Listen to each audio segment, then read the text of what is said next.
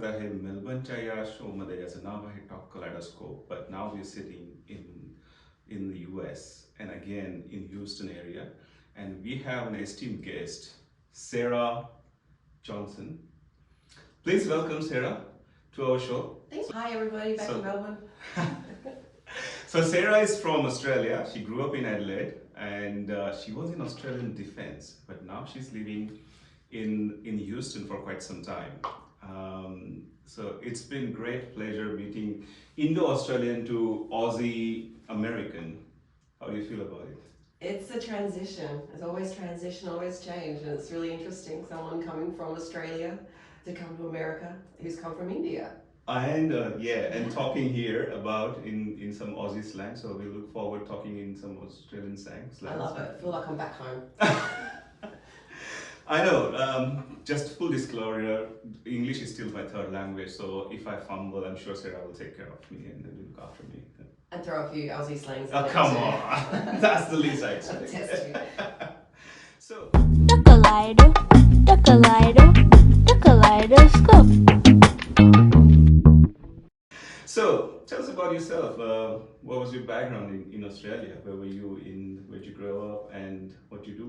I grew up in Adelaide, South Australia, in the Adelaide Hills.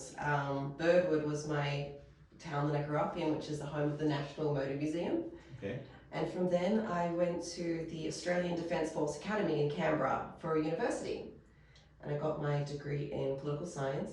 Mm-hmm. And then after that, I had my term to serve in the Royal Air Force, Royal Australian Air Force. Wow.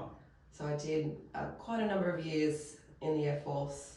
Obviously, we had 9/11 happen in 2001, which was my senior year at the academy. And so a few short years later, I was deployed to the Middle East, supporting, on the war on terror. It was some very interesting times for the world and my career.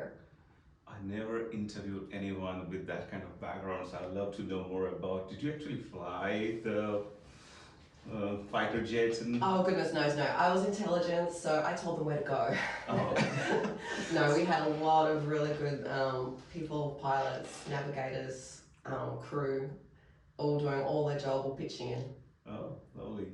And you did that from the base in the wherever you deployed. How was that experience compared to where you grew up? And why did you choose to go in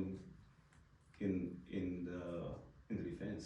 Well, I've always wanted to serve my country. I've always been part of the community. Even growing up, I was a volunteer with the Country Fire Service, and I always like to give back to wherever I am. And I don't know, I didn't know if what I really wanted to do when I grew up. I thought, why not join the military? I mean, you can see the world.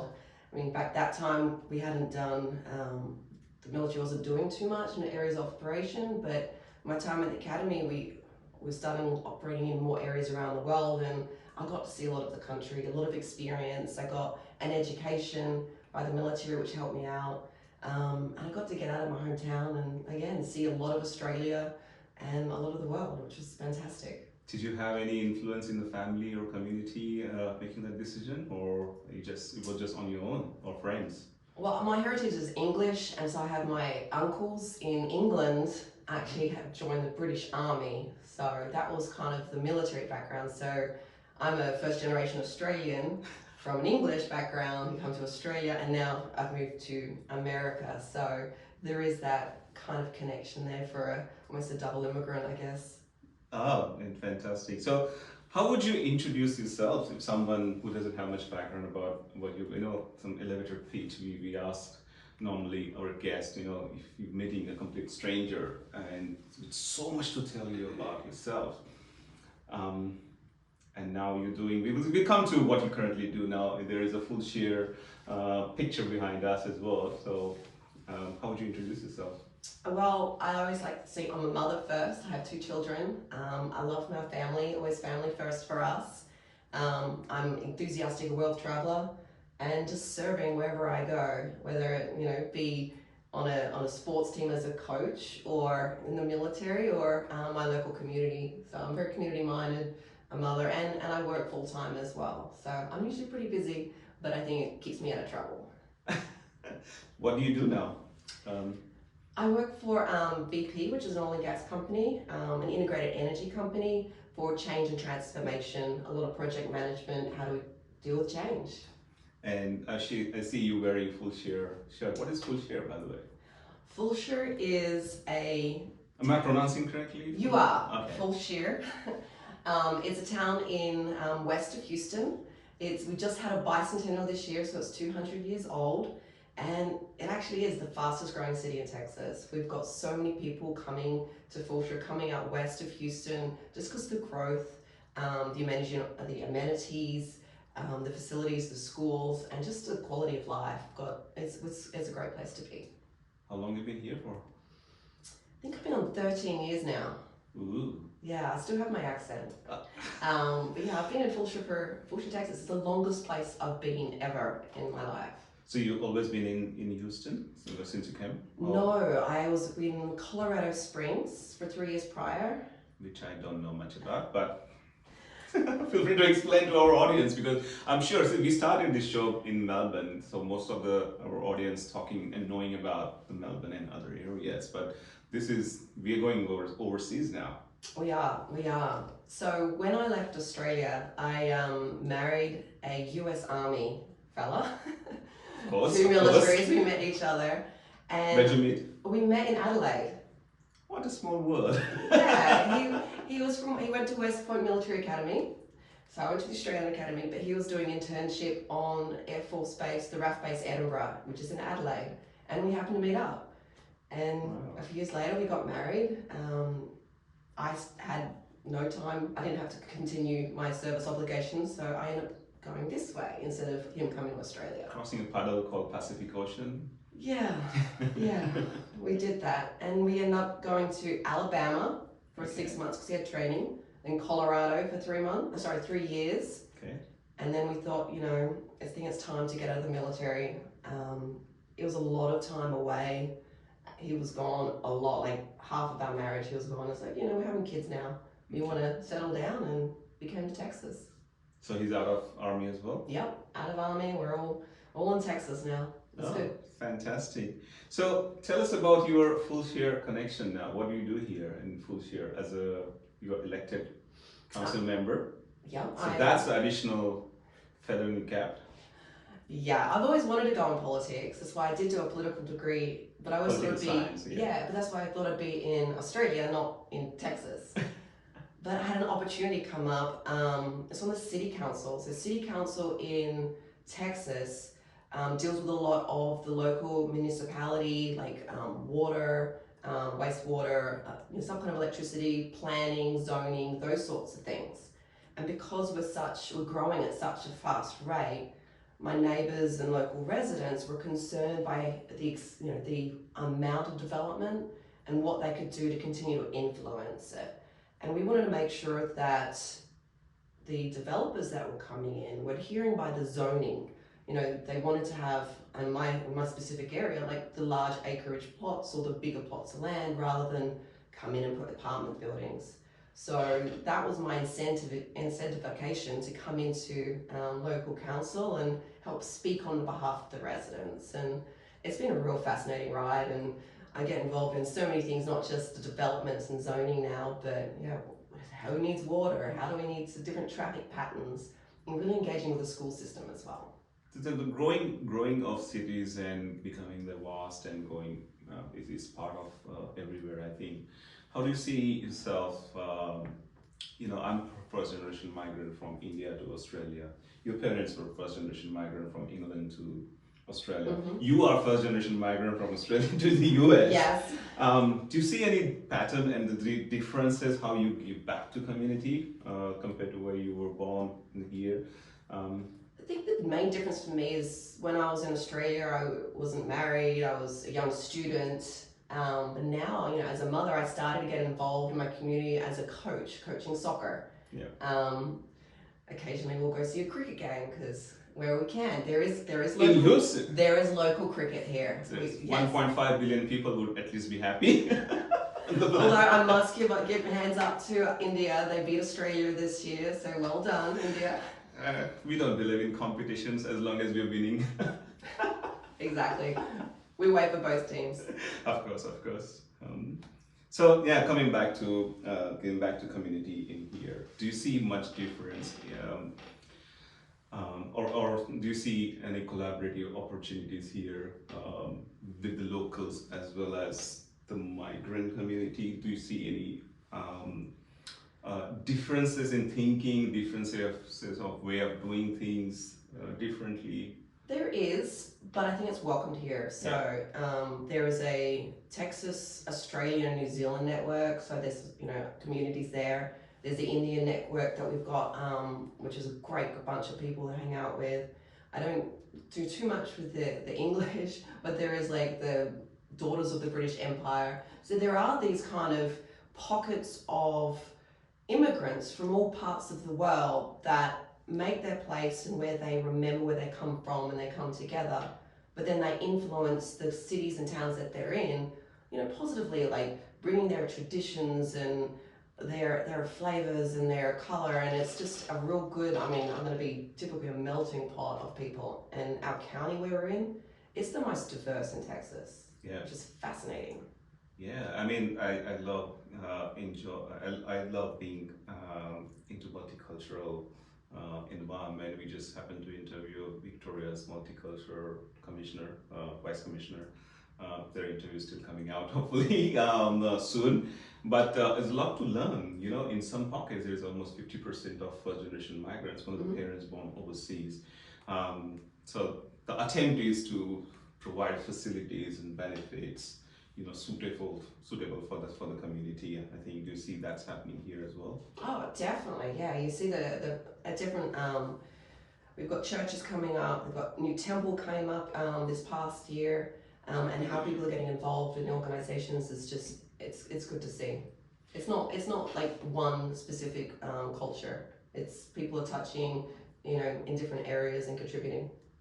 Do you see yourself getting involved in Australia-US trade or bilateral trade or those sort of route as well? Because I was involved in some of the Indo-Australia trade conversations. Mm-hmm. Now coming to the US, I can enable some of those conversations as well because I was involved in some of those Australia-US trade conversations. So those kind of activities. I don't see my current position being involved in there, but we do have an Australian American Chamber of Commerce in Houston, and Houston does have its own consulate and consul general, the Australian consul general here.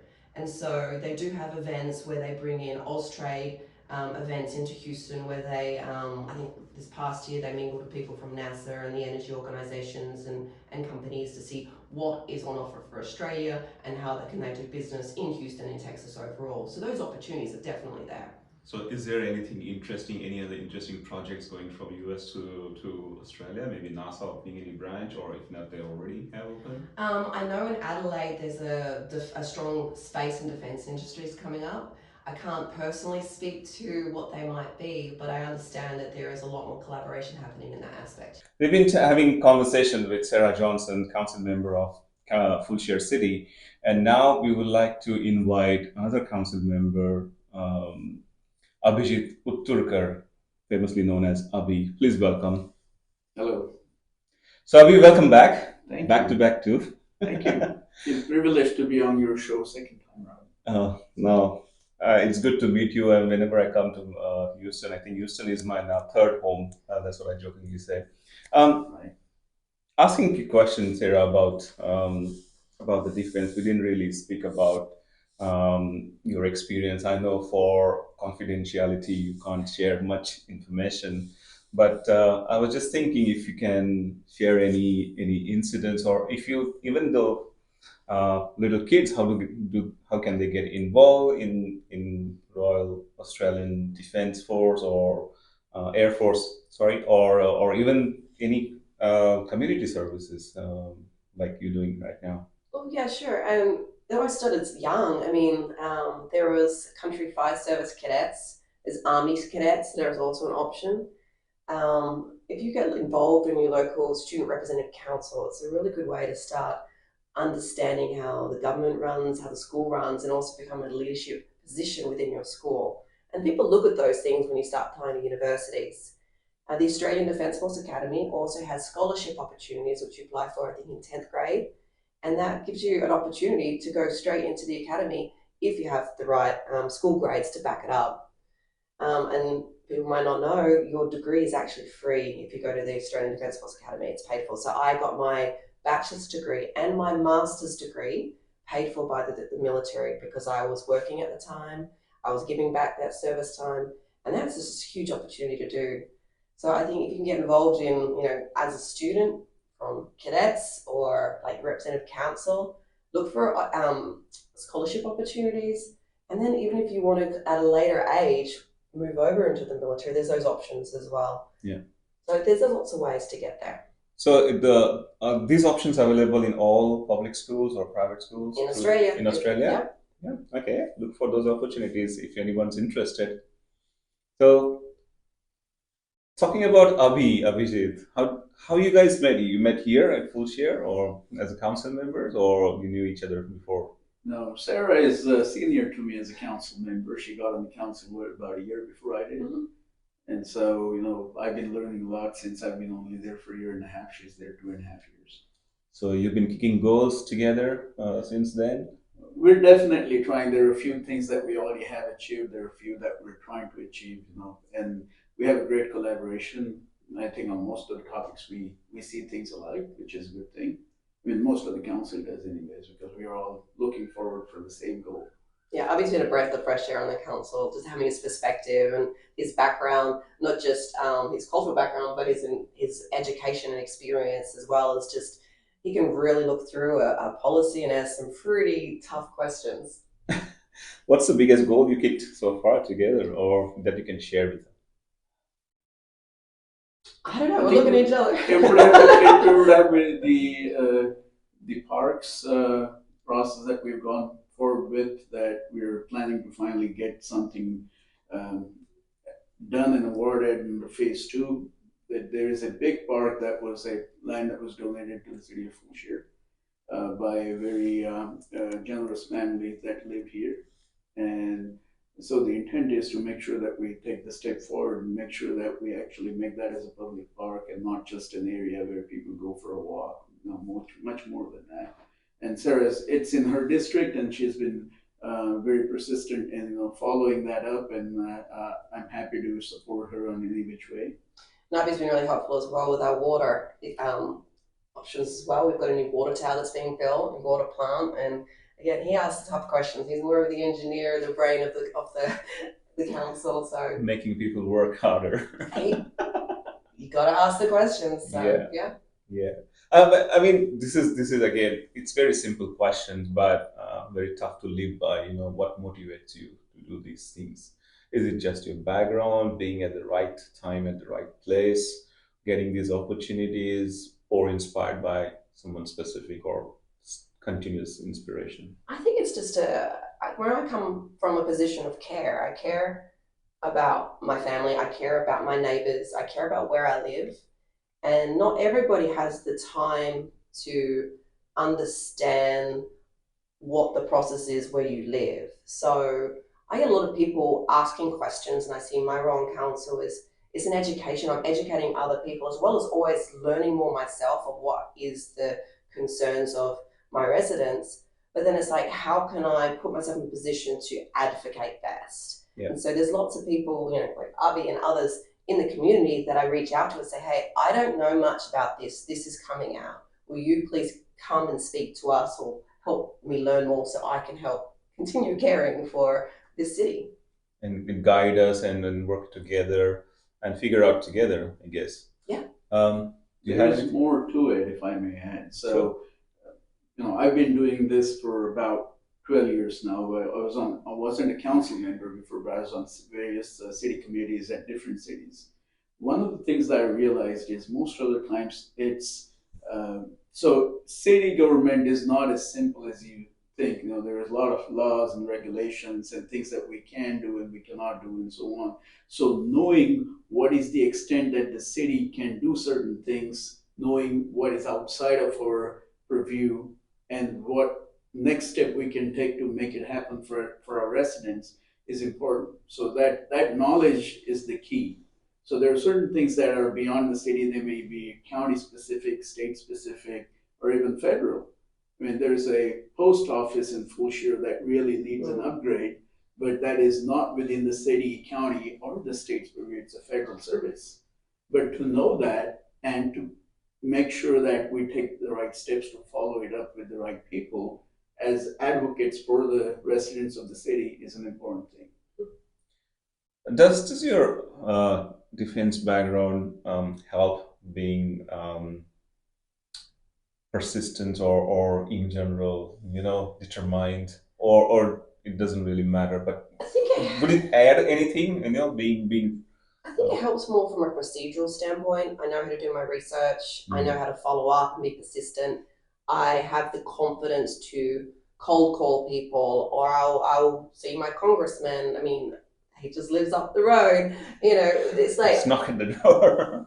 his office is up the road, so we technically can go. And so it's just, how do you engage with people that might be at a different level of seniority, respectfully, speaking powerfully, and understanding what you're asking for and what the solution potentially could be.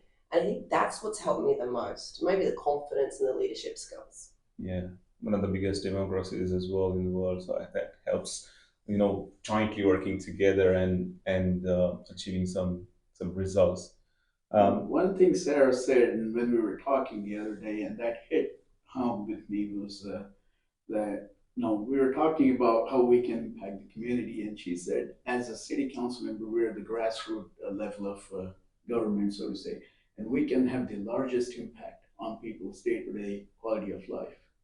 And that just resonated so much with me that I think she has great communication skills where I sincerely lack. So I think I'm glad that she is, as a council member, on our side. We're a team. Like, literally, it's helpful. I think, thank you very much for sharing. Now I think we're coming to some of the questionnaires, one-liner, and hopefully you can give us answer in short and brief. There could be some quirky, some funny questions. Okay. Maybe I'll ask about each other as well, because you've been working together for the last 2-3 years. 2 years now? Year and a half. Yeah. Year and a half.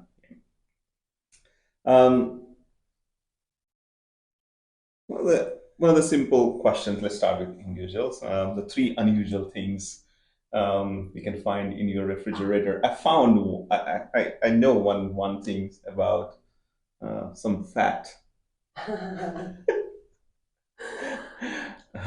Yeah. It's a bit uncommon. I don't know. I like to cook. Yeah. And we want to make sure, for council reasons, please do not pour grease down your sinks, okay? Because it will cause blockages, which you'll have a plumber will need to come out and then clean out your pipes. So if you're cooking fatty meat, such as bacon, it's really good to sometimes pour it into a jar, and sometimes if you put it in your fridge, it's great for cooking later on. And it has great cholesterol. It's some research say that. Some research in small quantities. Well, this is not training or coaching. We're not advocating any more grease, but that's an unusual thing in your refrigerator, because I never heard that kind of kind of food product. Yeah, you can just to grease your frying pans before adds a bit of flavor sometimes, but just don't pour it down your pipes. Okay. Abhi, what video game do you play?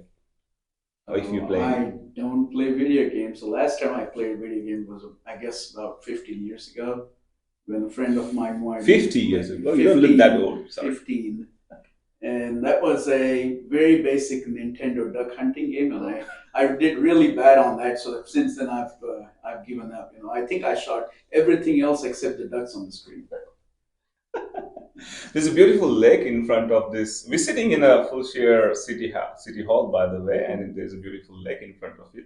And I was informed that there is few alligators. So do you go alligator hunting? Alligator watching, I would say, not hunting. We have over 60 miles of trails in these neighborhoods, and you can walk along any of them. And good chance, if it's a cold day and it's sunny morning, you're gonna see some of them around.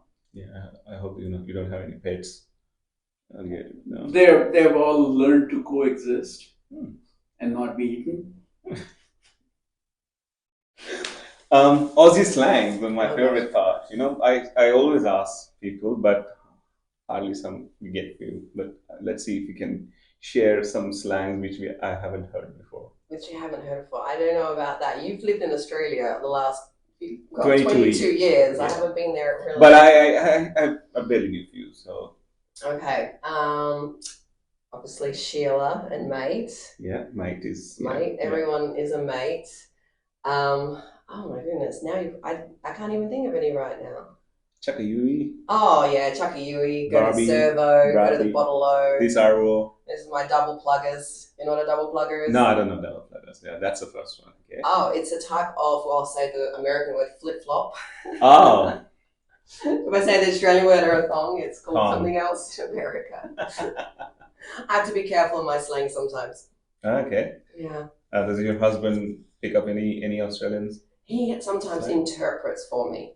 At least he thinks he interprets. Okay, I have a few fellow council members on the council that interpret for me as well, so I'm familiar with that situation.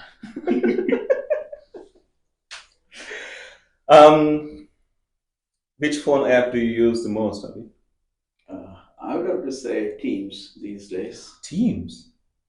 On the phone as well? Yeah. It's a phone that has Teams app, and not for work. I end up using. Used to be WhatsApp before that.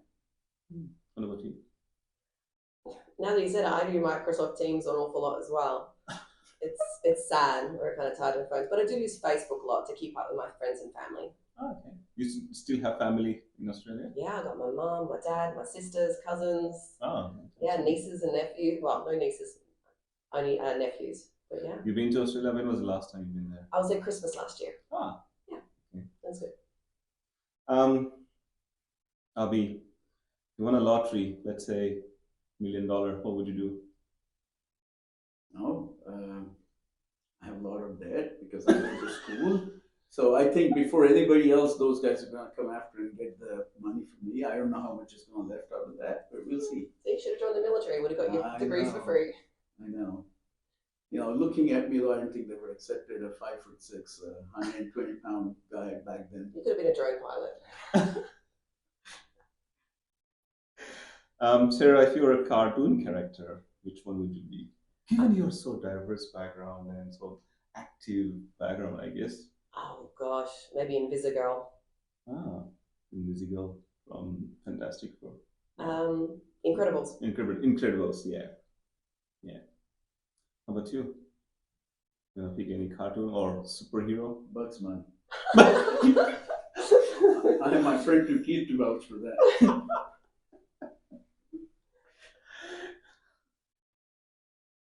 Do you believe in ghosts?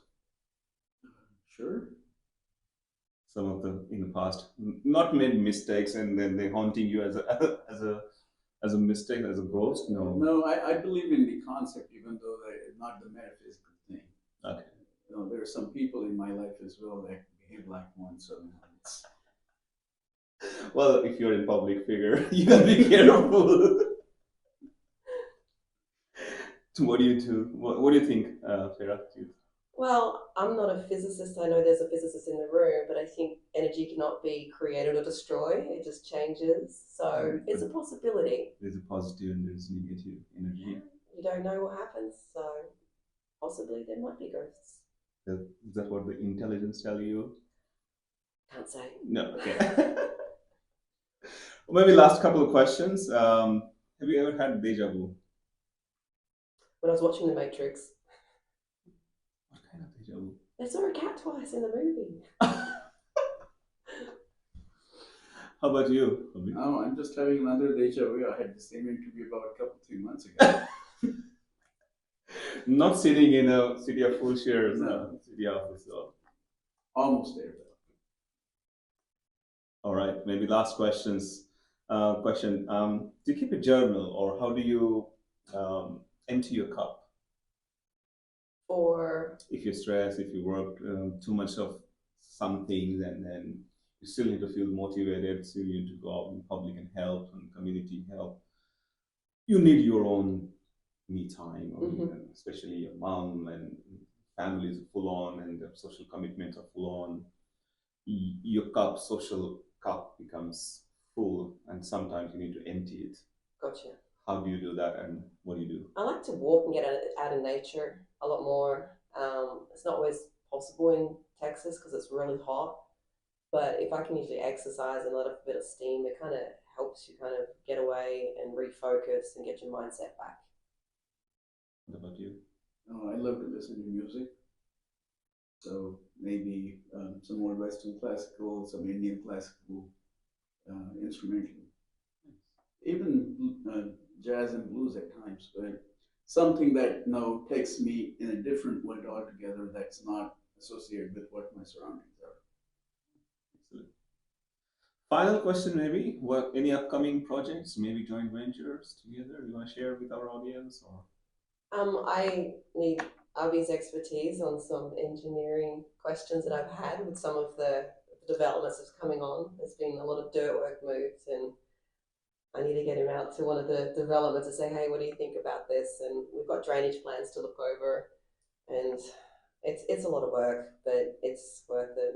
So yeah, that's my joint project. I've asked Abhi to come and look at for me. I'm happy to be a part of that effort. And one of the things I've sought help from Sarah is about getting more people on board, trying to find businesses that want to be part of the city and develop our sales tax base. Oh. Because all these improvements come at a cost, and instead of having to pay from the property taxes, I think it'd be a better option to have the tax base diversified and have some sales tax income. Excellent, and I guess this is our coming to an end. Thank you very much, Sarah, and Abhi, coming on our show and sharing your background. We already shared your background, but sharing your current projects, upcoming projects. We're glad to learn a bit about you. Any final messages to our audience? How do you feel coming on our show?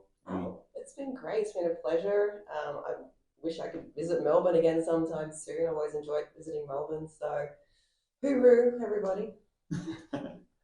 Anything from you, Abhi?